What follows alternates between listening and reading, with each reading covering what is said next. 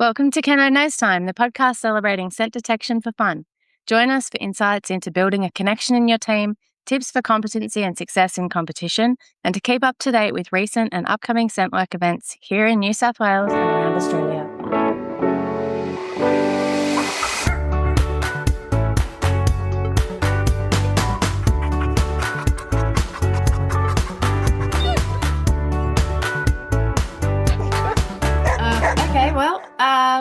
I was thinking that I was looking at the numbers just for our podcasts, and I do think it's pretty funny that the alert chip finish has been our most popular podcast in recent times. Okay, so people like swearing in the title?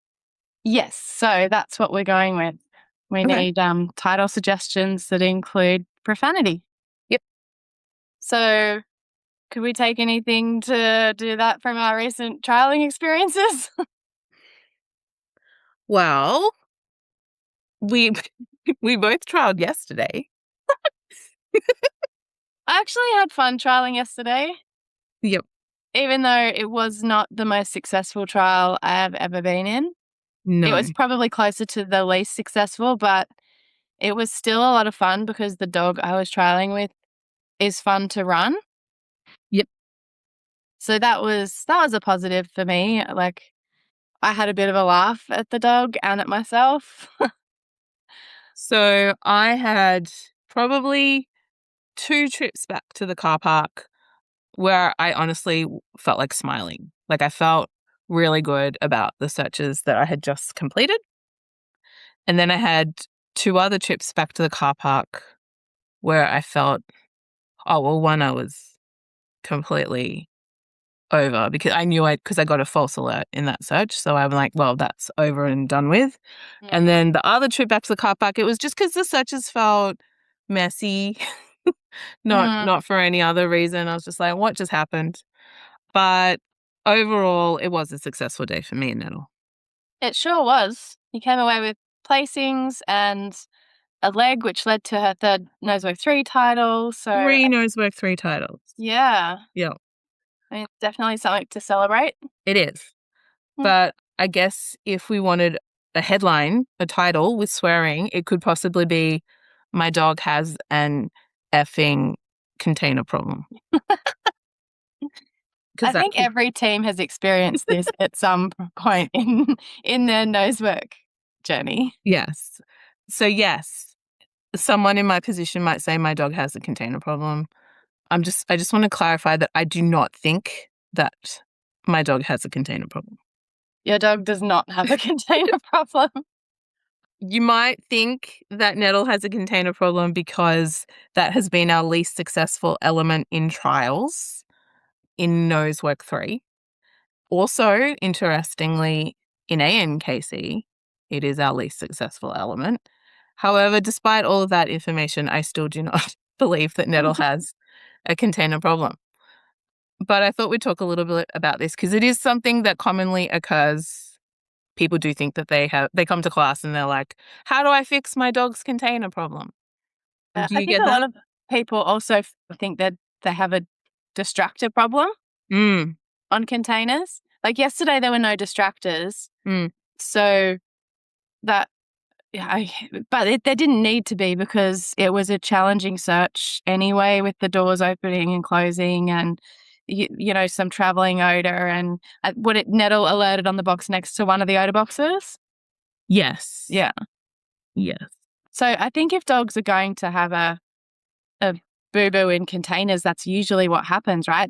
They detect odour, a certain amount of odour, and then there's a container right in front of them. So they do what they've been trained to and go, oh, this container has odour in it. And yeah. And if that had been the reason that Nettle had failed every single one of our failed container searches, I might agree that she has a problem with adjacent boxes in containers. However, that is not what has happened. Wouldn't that be, is that better or worse than alerting on a random container problem? I would say it is a lot better. I'd much prefer it to be the box next to it. I'm not even sure that an adjacent box problem is an actual problem. Yeah, that's probably what I'm saying. Yeah. An adjacent box problem is, your dog is having sort of premature celebrations. There's a headline. So, But yeah. like on that note, and this is just a question for anyone who's listening and you as well. Mm. We enter different, like ACSW, ANKC, we play around with a lot of different odor thresholds. And what I mean by that is odor strengths. So different dogs are going to be faced with a lot of different odor strengths. And the wider their range is, the more likely they are to potentially tell their handler they're on odor. And I guess this is a question as much as it is a statement, maybe. Yes. I think that could be something people should be aware of on containers. And I guess Yeah. I better explain what I mean by that for Yep. anyone that doesn't sort of understand, is that ANKC uses a much weaker odor strength than ACSW, and ANKC uses vapor, like infusion, rather than direct contact with source, like oil. So I think that can present differently to the dogs as well. On top of that, and people trial in both organizations, so the picture is going to be different. Yep. I don't think odor threshold was Nettle's issue yesterday. I suspect Nettle's issue yesterday was something that has cropped up in our container searches from day one, like ORT prep, which is over arousal and just not optimal thinking headspace with the dog. Because you can tell when a dog is clear-headed but still driven and enthusiastic. And then there's a difference with a dog that's just losing it a little, that's maybe perhaps a bit scattered and not thinking as clearly as they possibly could. So I think that played into it a little bit yesterday. And also just random container gods. You know, if we'd gone down the line the other way, we would have been fine. Perhaps. Yeah. I watched her video and she came out of she almost went directly to the end box and looked like she caught odor then and then went, oh, wait, but it was too late. Yeah. Yeah. And like I say, yes, we've missed containers a few times in Nosework 3, but it's honestly been for completely different reasons every time. Well, that's good. Yeah. The previous one was totally just a blurt alert where she flipped over a box and turned to look at it and like alert just came out of my mouth and for no reason. And I think her first Nosework 3 miss was that really hot trial like 2 years ago where there were 2 hides. She found one, and then I just finished the line in a single pass. I didn't come back down for no reason other than I was mentally over the day. It was our second last search, and I just kind of wanted to go home. That was a tough day. Yeah, so that wasn't really her fault or even mine, I guess. So no, I don't think that Nettle has a container problem. When she gets it right, I love doing containers with Nettle. So yeah. But I think the thing I wanted to stress was how easy it is to start to tell narratives about what happens in trials and perhaps create problems that don't exist. Yeah, I always try and think of trials as in, is there something in this that I can take away as something that I need to fix, or something that I can work on, or exposure that I need to provide the dog, or more context, or, what can I take away from this search that is going to be like contribute to us being a better team? Or is there nothing I can take away from the search and it was actually just one of those things? Because nosework is not an exact science. They're dogs. We're humans. We blurt a lot. They think too fast, especially the walkers. Sometimes there's nothing to take away. And it just is. And sometimes there are things to take away. I mean, I think it's hard when people are newer to trialing to tell this difference, because I did have a student who is in the lower levels of trialing, her dog did same issue as Nettle, hit adjacent box, did a change of behavior, and the handler caught it. And then the handler started to say that their dog was perhaps lying to them. And I see this a lot in containers as well, right? That if their dog is communicating about something that isn't odour or that isn't the source box, people start to put a bit of perhaps assign too much responsibility to the dog in that situation and perhaps not enough on themselves for either not calling, not reading the behavior properly, not watching the problem solving that's happening, not realizing perhaps the back and forth communication between them and the dog, their body language cues, handling, all of that. All of that is much more likely to be playing a role than your dog lying. But first of all, I don't think dogs lie on containers Well, or anything else. I guess that's my question is I would love to ask, like, for anyone that has ever said their dog lies to them, I would want to know what that means. Like, what does that look like? Is it their dog looking back at them or communicating to them that they're on odour? Is it like what does that actually mean? Is that what they're talking about when their dog lies to them? Is when they get a when they get a false alert in a trial, or is it something specific? Or like, yeah, how do they come to that decision that the dog has lied to them? Yeah, to me, it's just always a term that makes me cringe and makes me want to sit down with the person who says it and kind of start ranting at them in a way because I'm just like, your dog isn't Well. lying. Your dog isn't lying to you. Your I dog, yeah. I'm assuming what they think their dog is lying to them when they get a behavior that they call alert Mm, on. yes. That's what I'm assuming they mean when they say their dog lies to them.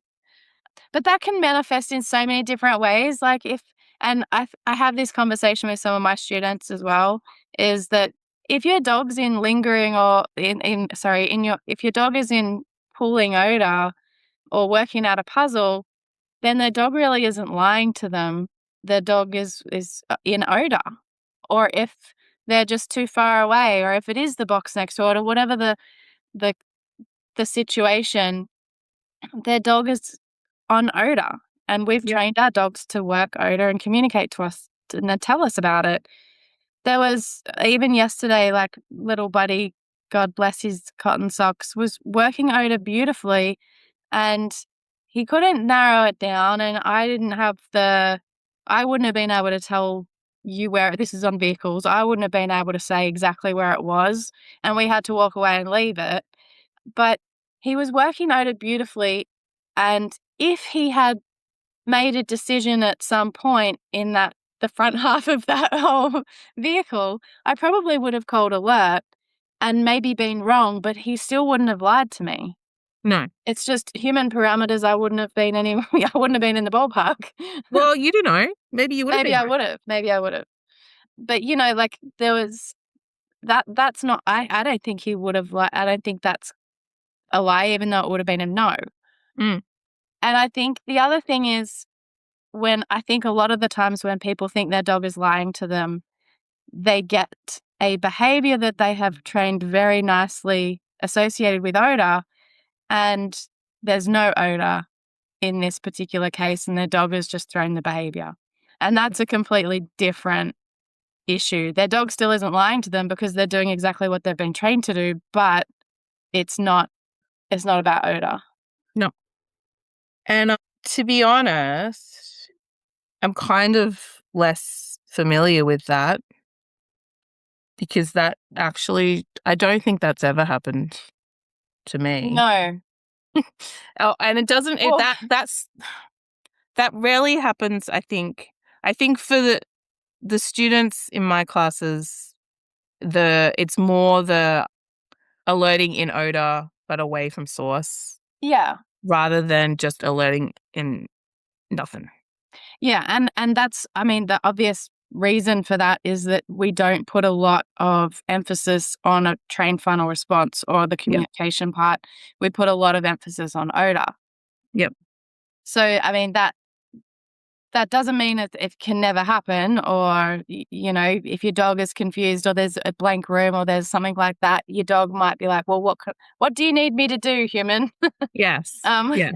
But that's something that we end up almost forcing our dogs into rather than necessarily them lying to us or throwing a behavior even. I don't know, I just got reminded of the other category of, I mean, what we're really talking about is lies. false alert. What False we're really alert. talking about is false alerts, right? Yes. And none of these are lies. No. That is, the dog is communicating about something, but perhaps it is not the thing we want them to find. Ah, yes, This distractors. could be an intentional or unintentional distractor in the search area. Yep. And then that's not a lie, is it? It's a No. training. Yeah. No. It's a training issue. It Well, is a not a training training issue. It's a training opportunity.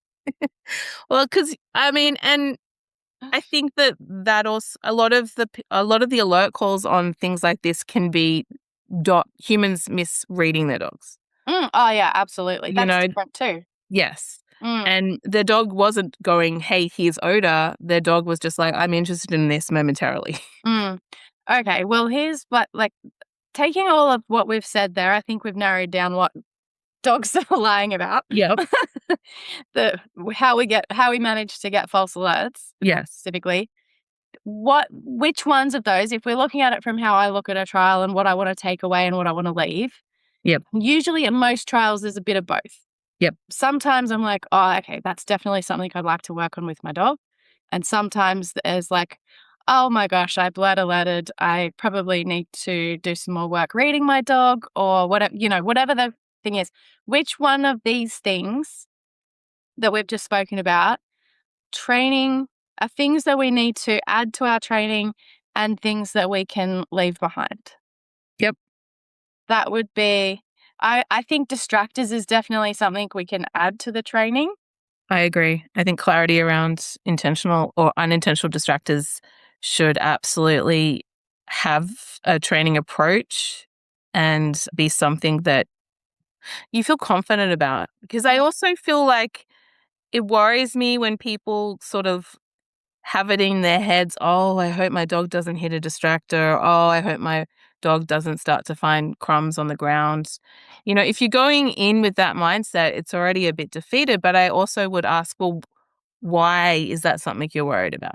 Do you know what I mean? Like, could you have approached your training in a way that made you more confident that your dog could search through that? Yep. And there's a couple of ways that I think one of the ways to train distractors is by creating more value for odour. Yep. I guess the other way, you definitely want to put it to the test a little bit, but not by giving any feedback for distractors or, making odour the most valuable thing in that search. Yep. I know even when we do our container distractors, when we teach distractors in containers in class, everything is a distractor except the odour. I know. And I love that because there's no question about what's payable. Yeah. And it's so funny. I love doing our containers with distractors class because, you get this bunch of people and dogs, and before the 4 weeks, they're like worried about sausage and cheese and biscuits. And then by the end of 4 weeks, the dogs are ignoring steak and cat food. And I threw so much at my last round of distracted people. They had spring rolls, they had all sorts. And the progress you can make in our 4-week course doing that, when there's so much clarity for the dogs and the steps that we take are so clear to them, it's just cool. I love it. I like it too. I'd Yeah. like to do that class with Fleur. It's a lot of work for the It's so instructor. much work. That actually killed me a little bit. Yeah, you can't do it every term, that's for sure. No.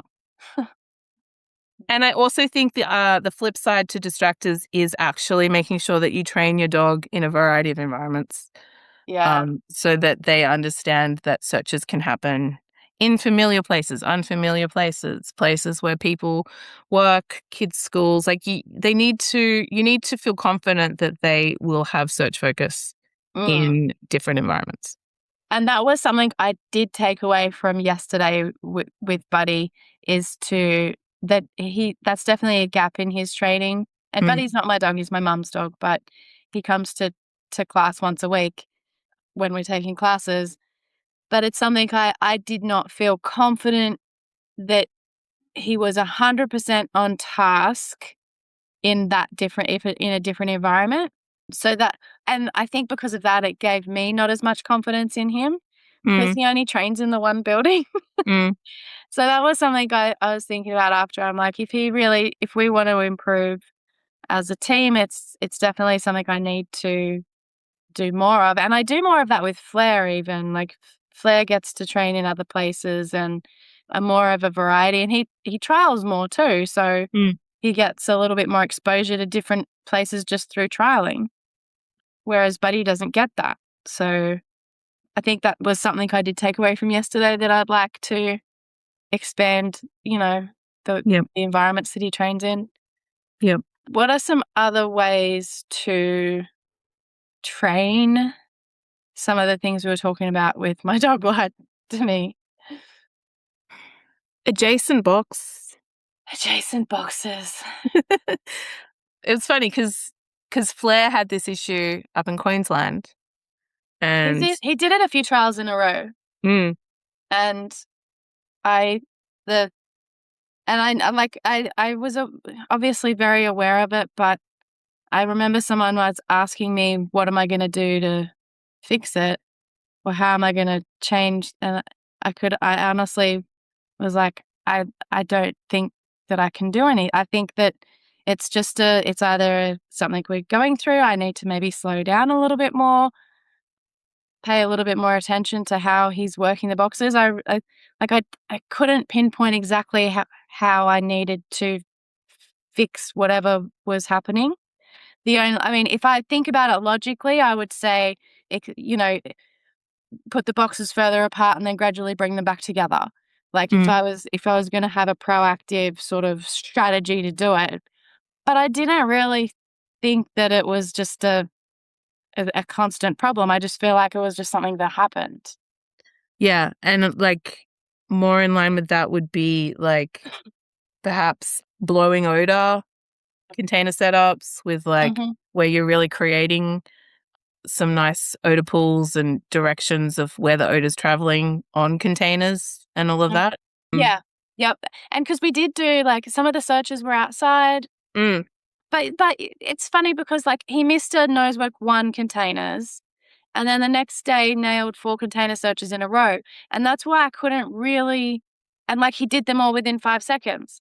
And it's like, yeah, he missed that one, but then he's nailed these. But It's like, see, this is the Walker problem, right? Because I've done searches where Nettle gets in there and it's like the quickest decision making possible. She's like, it's here, bam, moves on, bam, it's here.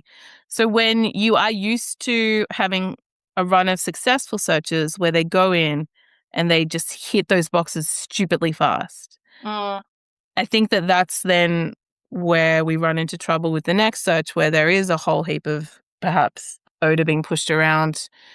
They do have that, like with Nettle yesterday, she was just a little bit hyped, over aroused, a bit on edge. And so I think that creates the perfect combo for mistakes. yes. Yeah. I And think it is, yeah, it's different when there's 2 odors as opposed to 1 as well. yeah, I think that does create a different odor picture for the dogs. yeah. I will say what I was impressed with yesterday was the ability for me and Nettle to super smoothly move on from a no. Mm. So Mhm. it was like nothing. I was like, no, cool, keep going, hits the Mm. odor box, keep going, finish the search. And we did that really nicely, I thought. And you didn't second guess her the minute she hit the box next to, like, No. um, you didn't question, it didn't put any doubt into your mind, you immediately called alert on the box next to it. Yes. So I And think that was good.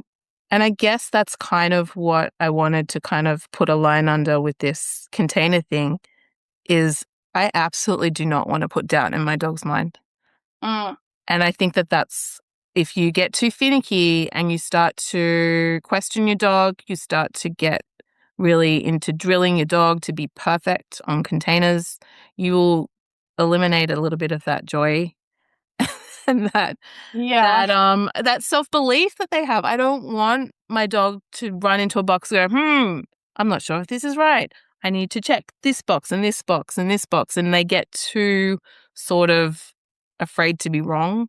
I'd prefer a dog who is confident and likes to make decisions and, isn't afraid to be perhaps wrong because they'll get it right, you know? So I think that to me makes me lean towards my dog does not have a container problem.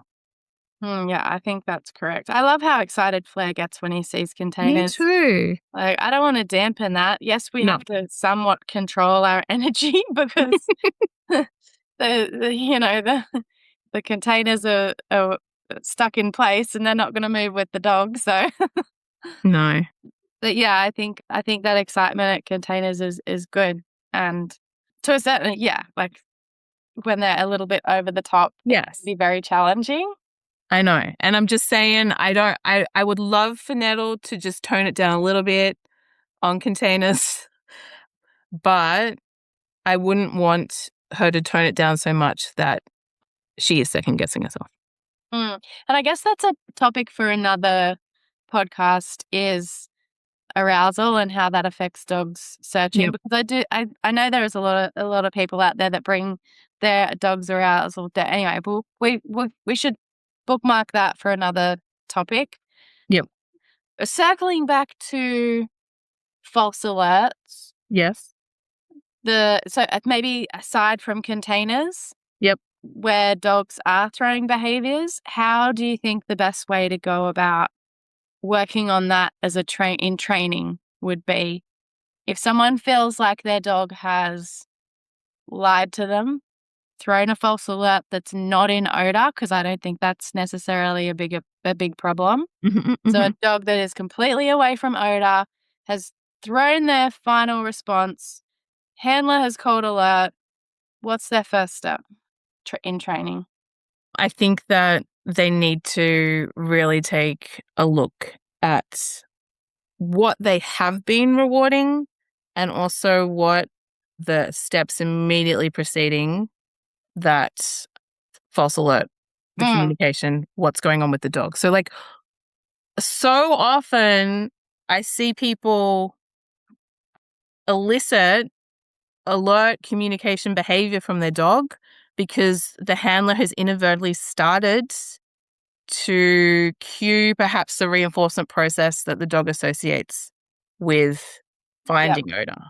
And you mean So like putting their hand in their pocket or leaning forward a little bit, it or could be so many subtle things because people don't even realize how much their dog pays attention to all of those things. So it could be the way the person is orienting to an object. What are they facing? Are you handling your dog in a way that is making them think that you're expecting them to do something, right? Is the dog feeling pressure and stress and perhaps just wants to do something to take that pressure and stress off of them? and a lot of our students' final, or a lot of all competitors' final response or communication behavior is a look back. And that is something we train our dogs to do fairly consistently from when we first get them, that has no association with odor. Mhm. Mm. As I have this conversation often with some of my classes, is that your communication means absolutely nothing without that odor behavior beforehand. Yep. If you get communication without all of those beautiful things that we're like learning to love when you first start your dog in nose work, and you want them to, love the game and really like investigate and source odor and do all the fun things, that's what you want to still be focusing on, and sometimes rewarding more than that communication part. Yep. And I think that is a good place to start with your training as well. Yep. I Mm. think that I have my Saturday morning intro class. They're all on all three odors now, and we're starting to build a bit more on foundations, working on all three odors. So we're starting to work on like ORT prep and stuff like that. And we had this exact conversation because their dogs are doing beautifully. The dogs are doing all the things. We were running some closed containers, like ORT type setups. The dogs are perfect. The handlers, you know, to a trained eye, you can see easily what the dog is doing. You could call it. But for new handlers who've never done nose work before, they want more certainty. So we had a conversation with them about what, yes, it would feel really good for your dog to hit that odor box and pop a sit or drop into a down or do a That's nose great. breathe. It looks nice. Yeah. You can see, your human brain can absolutely read that and go, yep, that is the box. Mm-hmm. But and there might be teams that we would work more on something happening at boxes down the track because they need more clarity. Perhaps there is a arousal issue. Perhaps there is a box smashing destructive issue. Something might prompt us to go, let's do something about what your dog is doing to communicate on boxes. But if you were to do that now, we've got these dogs doing this beautiful odor problem solving. They're doing change of behavior. They're sniffing their box. They're expecting reward at the hot box. If we were to put in a drop alert at that point and start reinforcing that, these dogs are so new to the game, you will start to shift the weight of reinforcement to this trained behavior Mm-hmm. and shift it away from the odor sourcing behavior.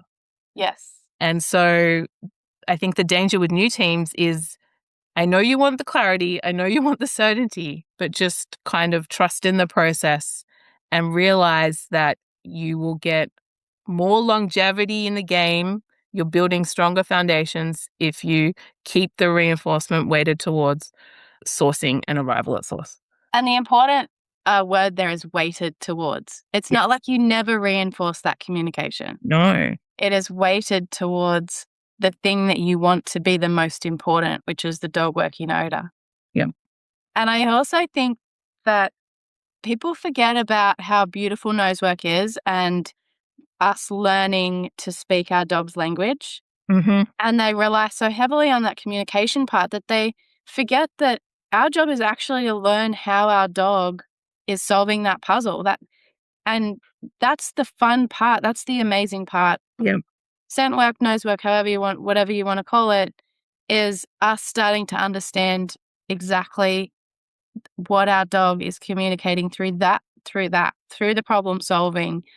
Some dogs are more subtle than others. Yep. And it's hard. It will definitely be harder for those teams, but they still have all of that opportunity to learn about their dog through this sport. And there's not many sports you can do that. Yeah, I agree. And also, I think if you get hooked on it, right? If you get hooked on really reading all of that beautiful language and getting excited when you see odor behavior, I think that that's also when you can kind of see that this is not just about trialing. Do you know what I mean? Like it's like we can have dogs in our classes and our own personal dogs who don't trial for various reasons, but we can still get so much fulfillment and enjoyment from watching them just solve odor puzzles in training every week. Yeah, exactly. I think it comes as a surprise to some the people that are really highly competitive and do this for mostly sport, is that so many people actually still come to class and train with no intention of trialing. Yes. Yes. I And know. they really do it for the love of the game. And of course, we're always going to be like, yeah, you should trial because it'll be fun. And yeah, sometimes there's some pushback because they always hear us complaining about trial. Like, it No, doesn't but sound like fun. I do. I like the handful of students that just come just to give their dogs this outlet and watch their dogs solve old odor puzzles. I love those students. I Yeah. love those dogs. And so many of those dogs, they are also like just some of the best nose workers, right? Because Yeah. they're never tested in trials. They're never put through all of the weird things we put our dogs through in trial pressure, and they're just a joy. Yeah, I'm pretty sure that one of my students, she's sworn off trialing just because of our stories. And her dog is fantastic. Like, it's the best little dog. Yeah. And because she doesn't wait for it, she's not working on a final response. She's watching her dog work odour, and usually she knows where the hides are, and she's just having a great time with her dog. Mm-hmm. And I think that's really nice too. Yeah, it's interesting. It is. Okay, well, I think we've hit a lot of topics. We could probably do a podcast on each one of them. Yeah. It was one of our Let's See What Happens podcasts, but I guess at least we did one. We did. Okay. Well, we'll see you in a couple months' time. Hopefully less than that. We'll see. I'll say that.